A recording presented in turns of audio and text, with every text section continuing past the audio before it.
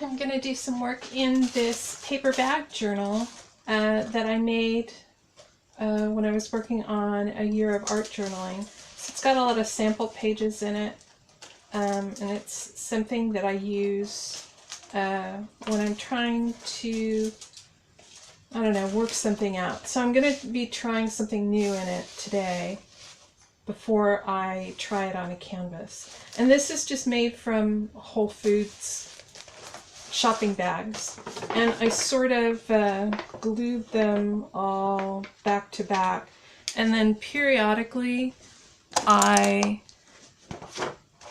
like when I come to a page like this that's the bags are glued back to back, I just go ahead and cut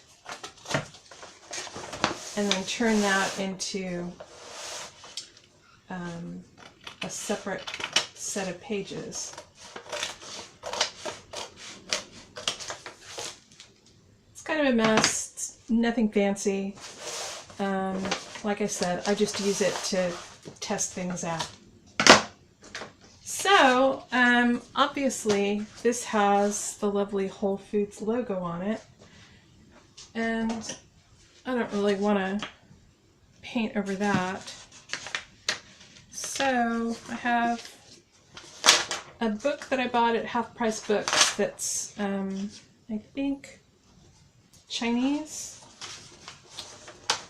And I'm just going to tear some pages from it and then tear off the edges.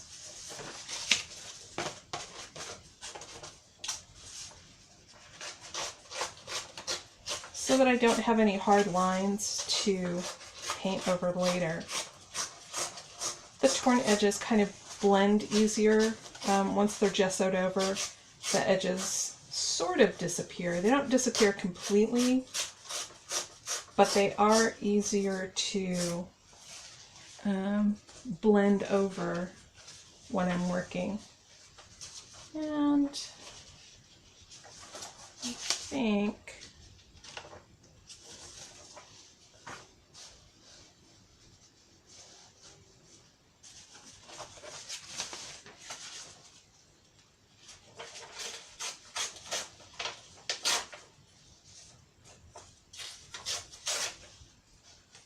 this is enough.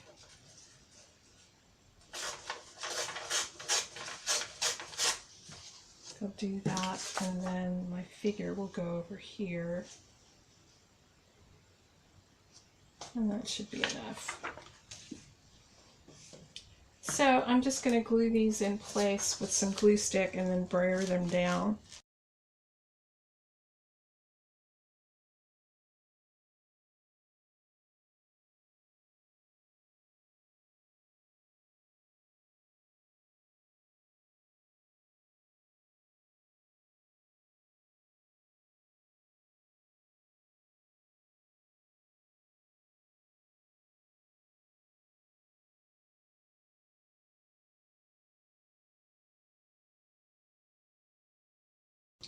Now that I have all this stuff glued down and it's been drying for about, I don't know, an hour, I'm going to gesso.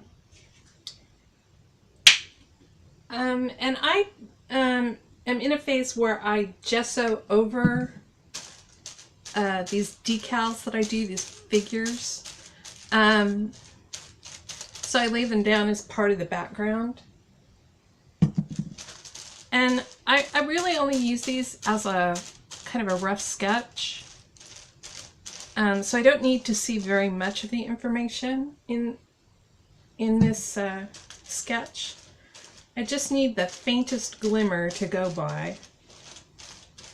And I do these because I have a little bit of an astigmatism that causes me to lean everything to the right. So it's really difficult for me to do a rough sketch in pencil on a journal page or on a canvas, because everything ends up leaning and my proportions get off and I just can't make it happen. So I do my rough sketches on the computer and print them out as a paper decal that gets applied with glue. And that saves me a lot of drawing and erasing and frustration and turning the piece upside down so that I can see that it's leaning to the right and how badly it's leaning and all of that. So the technique of drawing on the computer, printing it out, gluing it down, and then gessoing over it is something that grew out of my inability to see straight.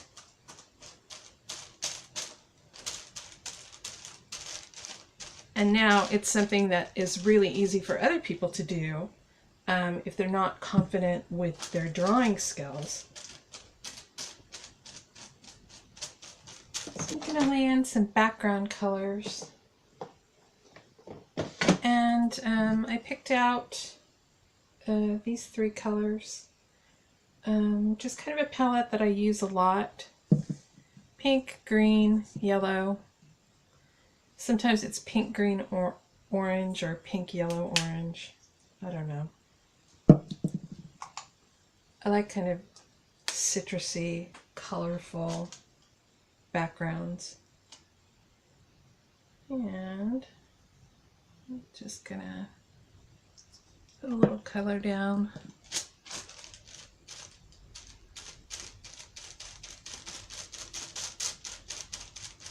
And spread it out. And I'm not worried too much about getting it in her hair. That's actually a good thing. That way I have a little bit of the background color reflecting in the color of her hair, which is a real thing. Getting that reflected light and that reflected color going.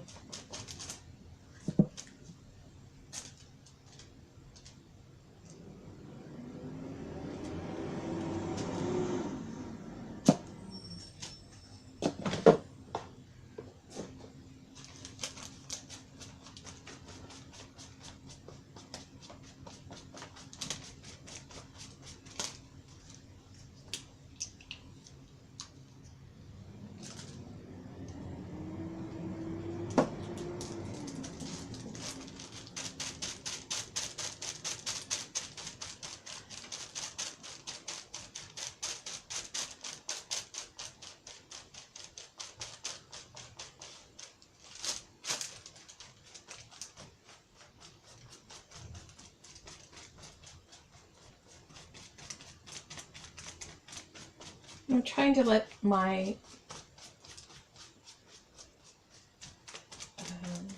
background show through a little bit so that that Chinese text that I laid down can be seen through this paint. Just one of the reasons that I use cheap craft paints rather than artist colors.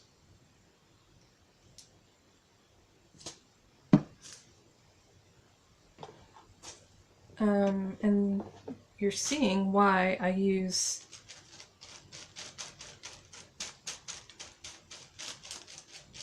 sponges rather than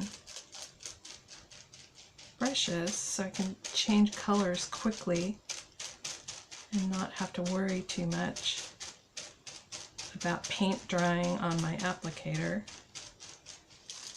Just kind of toss it in the trash that's to the left of me and keep on going.